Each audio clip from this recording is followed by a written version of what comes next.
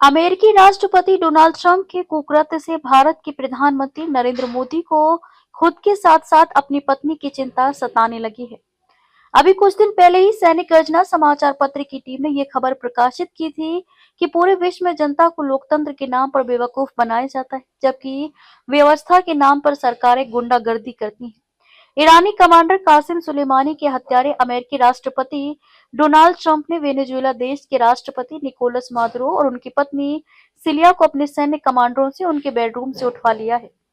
इस घटना के बाद से पूरे विश्व के राष्ट्रपति और प्रधानमंत्री जैसे राष्ट्र प्रमुखों में डर और दहशत का माहौल फैल गया है। लेकिन पूरे विश्व में सबसे ज्यादा जो व्यक्ति डरा हुआ है वह है भारत का प्रधानमंत्री नरेंद्र मोदी। इससे पहले जब ट्रंप ने ईरानी कमांडर को ड्रोन हमले से मार डाला था, तब मोदी ने ये कहा था कि मुझ पर भी हवाई हमला हो सकता है।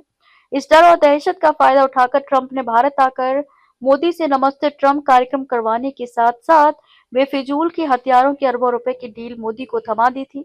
अब वेनेजुएला की घटना के बाद से मोदी को अपने साथ साथ अपनी पत्नी जशोदाबेन की चिंता सताने लगी है कि कहीं ट्रंप अपनी अमेरिकी सेना के कमांडरों से उनको भी पत्नी सहित न उठवा ले।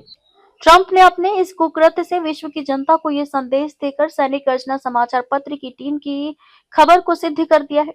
वास्तव में दुनिया में लोकतंत्र जैसी कोई व्यवस्था नहीं है। ब्रिटेन के अंग्रेजों ने लगभग 500 साल में विश्व में डकैतों लुटेरों की तरह व्यवस्था बना दी है, जिसमें जनता को कभी बीमारी तो कभी महामारी तो कभी युद्ध सहित अन्य कारणों से डराया जाता है और उस डर और दहशत के दबाव में ही जनता पर शासन किया जाता है।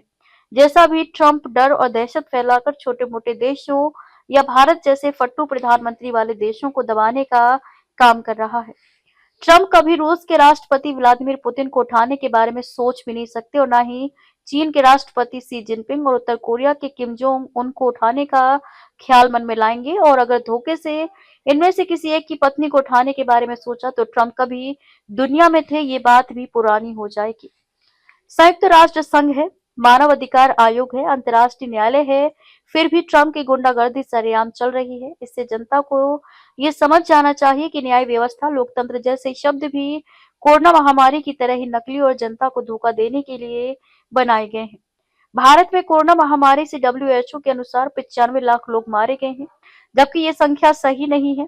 भारत में लगभग 5 करोड़ लोग तो कोरोना महामारी से बीमार होकर मर चुके हैं, जबकि कोरोना वैक्सीन लगवाने वाले लगभग 15,000 लोग रोज मर रहे हैं, जिन्हें सरकार और वे डॉक्टर जिन्होंने 1.5 लाख रुपए हर मरीज के हिसाब से लेकर कोरोना मरीजों को जहर का इंजेक्शन लगाकर उनकी हत्या की है। वे डॉक्टर वैक्सीन से मरने वालों को कार्डियक अरेस्ट, हार्ट अटैक सहित अन्य कारण बताकर जनता को बेवकूफ बना रहे हैं। भारत के करोड़ों सनातनियों की बद्दुआ का असर है कि प्रधानमंत्री नरेंद्र मोदी का नंबर भी ट्रंप ने उन लोगों में लगा रखा है कि वो कब अपनी पत्नी जशोदाबेन सहित उठ जाएं, ये मोदी को ही नहीं मालूम। अब आरएसएस प्रमुख मोहन भागवत भी इसलिए दैनिक भास्कर जैसी बिकाऊ मीडिया में खबरें छपवाकर खुद को भाजपा से अलग देखने की बात जनता से कर रहे हैं, जबकि अटल बिहारी वाजपेयी और नरेंद्र मोदी दोनों ही प्रधानमंत्री बचपन से ही आरएसएस की शाखाओं में जाकर ही सारी मक्कारी और गद्दारी भारत की जनता के साथ करना सीखे हैं। संघ ने 1925 से अंग्रेजों का साथ दिया भारत को गुलाम बनाकर रखने में, फिर कांग्रेस का साथ दिया, इसलिए ही भारत में 15 अगस्त 1947 की झूठी बात फैलाकर जनता को आजाद होने की बात बताई गई, जबकि अंग्रेजों के 1860 के बनाए कानूनों से 1 जुलाई 2024 के पहले तक कांग्रेस, भाजपा सहित देश की अन्य राजनीतिक पार्टियों, सुप्रीम कोर्ट, हाई कोर्ट और जिला न्यायालय के न्यायाधीशों, पुलिस विभाग से जनता पर अन्याय अत्याचार करके उन्हें प्रताड़ित किया जा रहा है। राष्ट्रीय स्वयंसेवक संघ के प्रमुख मोहन भागवत और उनके संघ और उसके सहयोगी संगठनों और संस्थाओं ने कोरोना महामारी की सच्चाई कभी देश की जनता को नहीं बताई और न ही 1860 के अंग्रेजों के कानून खत्म करने का कोई भी प्रयास किया। यदि ऐसा किया गया होता तो भारत में 15 अगस्त 1947 से 1 जुलाई 2024 तक 77 साल अंग्रेजों के बनाए 1860 के कानूनों से जनता को अन्याय और अत्याचार नहीं झेलना पड़ता। और यदि संघ ने कोरोना महामारी की सच्चाई भारत की जनता को बताई होती तो देश के करोड़ों लोगों की हत्या कोरोना महामारी के नाम पर नहीं होती। सैनिक गर्जना समाचार पत्र की 200 लोगों की टीम की खबर के बाद मोदी सरकार ने 1860 के भारतीय दंड संहिता के कानून बदलकर 2023 के भारतीय न्याय संहिता नाम रख दिया है, जबकि आज भी अंग्रेजों के कानूनों से बनी व्यवस्था ही चल रही है, जो भारत की जनता की हत्या करने पर भी मोदी जैसे नेताओं को अपने सिर पर ढोने के लिए मजबूर बनाकर रखे हुए हैं। भारत की बिकाऊ मीडिया, न्यायालय, प्रशासन, राष्ट्रपति और मोदी के सहयोगी दल, एनडीए की पार्टियां और विपक्षी दल कांग्रेस सहित महागठबंधन की पार्टियां आज भी मौन हैं।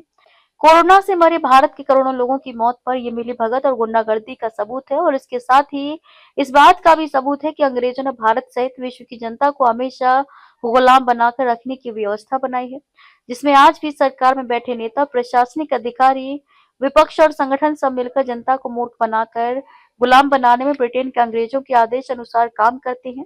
ऐसा इतिहास के जानकार सूत्र बता रहे हैं। खबर को शेयर फॉरवर्ड कर पूरे विश्व में पहुंचाकर विश्व गुरु भारत में सहयोगी बनकर बिना वर्दी के सैनिकों की तरह आप भी अपना कर्तव्य निभाइए। देश और दुनिया की ताजा और विशेष खबरों के लिए पढ़ते और देखते रहिए।